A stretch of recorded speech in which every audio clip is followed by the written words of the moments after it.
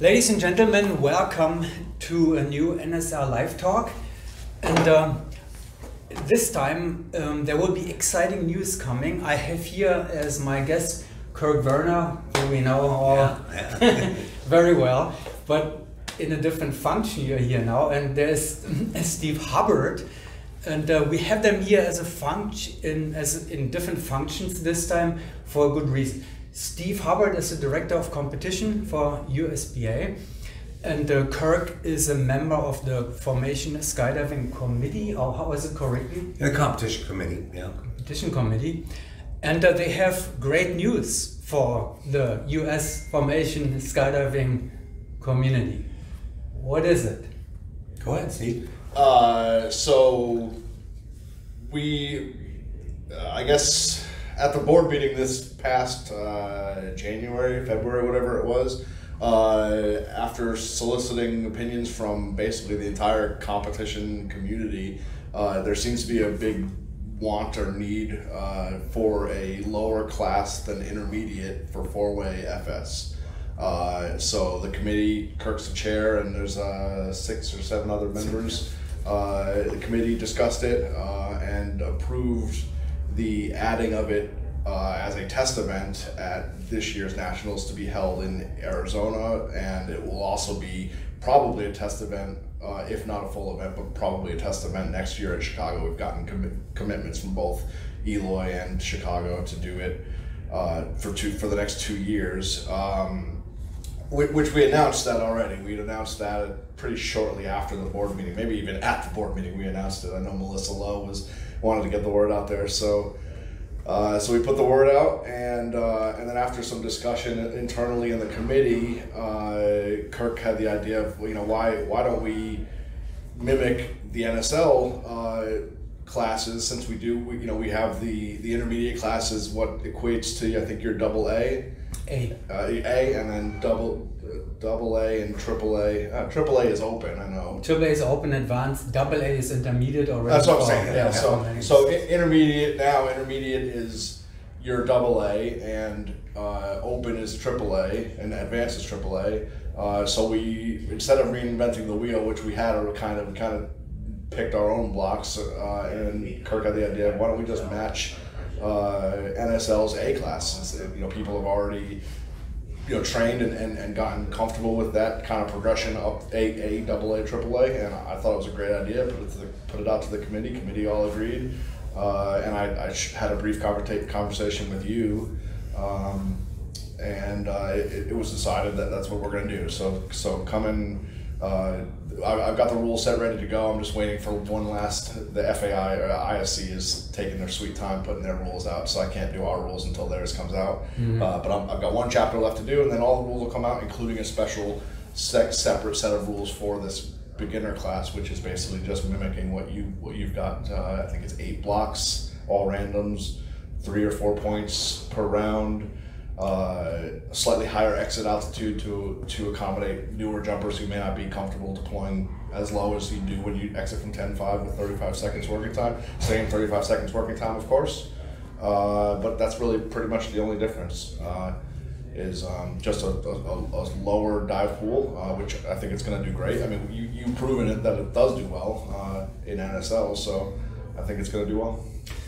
And Kirk will now explain to us what the benefits are for, because there are mighty benefits, for the community. We can have teams now go to the nationals. Certainly, yeah. I mean, I think that sometimes as people are learning FS, and they're certainly doing a lot in the cloud leagues and in the indoor, that it's almost has a bit of an intimidation factor going to a nationals and going to intermediate, and just we realized that we had a gap, and now people can practice the exact dive pool in the tunnel, and then train it at their home drop zone, and then we'll be able to get it out there, and they'll be able to do everything. It's gonna be great. I'm excited for it. We're gonna get a lot more people. Yeah, I'm very excited too. We're matching actually basically with everything. Now the collegiates are also. Yeah, so I was going to touch on that also. it was talked about from the committees. This is still has to go forward to a board vote because it is changing actual existing competition rules for an existing class. But if history repeats itself, it'll pass the board no problem. Where the collegiate four-way dive pool will be the exact same. It will be the same single A dive pool from NSL, the same 8 randoms in all blocks, or sorry, 8 blocks all randoms. And that way it'll be a nice crossover, like for collegiates, once they get done with college and move on. Now they can't compete in collegiates anymore. They can go into intermediate, and they're already familiar with the dive pool. There's no relearning anything. There's no having to juggle anything from what they're used to. So it really kind of just all made sense to kind of get all of those on the same level, And you tested this already in person. You went to a tunnel kicker indoor cloud league event and you performed some of the A-class sequences. Yes. How was it? I've done cloud leagues for quite a while now. I think so. We tried to remember yesterday. I think the first time I did it was 2012.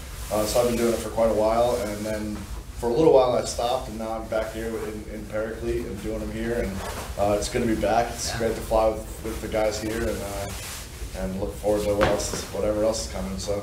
And Kirk, you have a lot of hats on here. Yeah, a little bit, yeah. A little bit. One hat for being an XBA competitor, another hat for some coaching and player coaching, another hat for running the operation here for XB, another head USBA formation skydiving committee, which is now what we're doing. Right, yeah. How do you do that? Oh, it's easy. It's all one thing anyway, right? And like with the meet, Josh D'Annunzio is the meet director. He's doing an amazing job. They've really done great, and so I haven't had much to do with that part. And then Jim Reese, the chief judge, and the other team. I saw Gary Taylor was here, and so they're working on that. They're doing great. So I've really just been flying in the tunnel mostly, answering a question here or there, but I don't have much other things going on. Just between the Hell Week 8-way camp and then training 8-way, and then I trained 4-way this afternoon. It's great. It's great. I love it. He couldn't. 8-way wasn't enough. Yeah. The XB8, like the world record, chase of the world championship title. No, a little bit 4-way too. 4-way is always good for you. Helps the 8-way. Not a bad lineup. Yeah, that's great. Who is in it? That's John D'Annunzio, BK, and Matt Davidson and I. Yeah, it doesn't sound too shabby, huh? Yeah, I guess we see some cool stuff there too. Fun. Yeah. Yeah, I remember the days when you and BK were sitting in the little room there, and you were jumping 4-way, 8-way, go in between and do some judging. Yeah. Oh yeah. More or less live judging. Oh yeah. Are you missing them now? Yeah, crazy. It's nice now that the judges are here, and last year they did an amazing job. It was I think Jim, Gary, and Gorka, and they were firing the scores out right away, and it was a really well run on that end, and they did a great job. So it's always an easy decision to have Jim back to do that, because he's over also over the committee too. But he's on the comp committee also. Yes, absolutely. Well, I guess considering all that, we better let this gentleman go here, right? So thanks, Kirk, for taking the time. Problem. You bet. Steve, thank you also. No problem. Anytime. The community will love it. Yeah, I think so. I hope so. But it's important, man. Come out to nationals. Show USPA. Show the competition committee. Show the board of directors that we want this lower class, because that's the only way it's going to stick around. So that's really important. All right. Thank you. Thanks.